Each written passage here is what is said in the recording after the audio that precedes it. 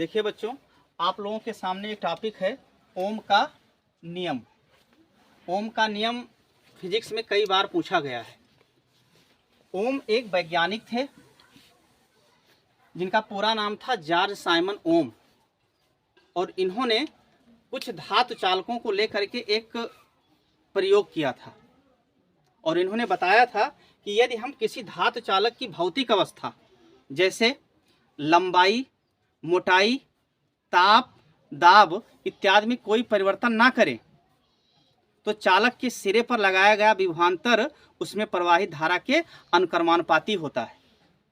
ठीक है, इसी टॉपिक को यहाँ हमने आप लोगों के सामने लिखा है।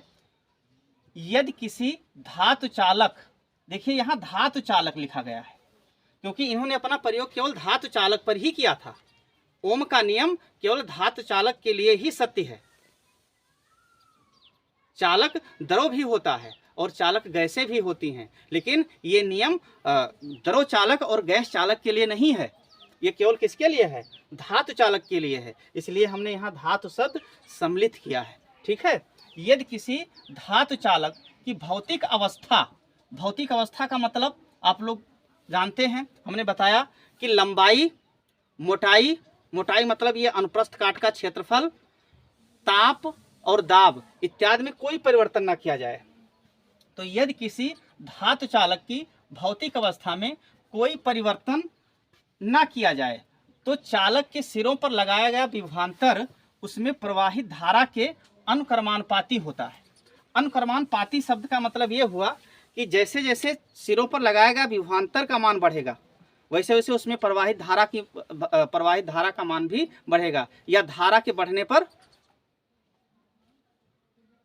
विभवांतर का मान बढ़ेगा। ठीक है, अब यदि किसी धातु चालक के सिरे पर लगाया गया विभवांतर क्या हो? बी हो तथा प्रवाहित धारा आई हो, तब ओम के नियम से, जैसा कि इन्होंने बताया है कि बी और आई एक दूसरे के अनुक्रमानुपाती होते हैं, तो ओम के नियम से बी अनुक्रमानुपाती आई लिखेंगे।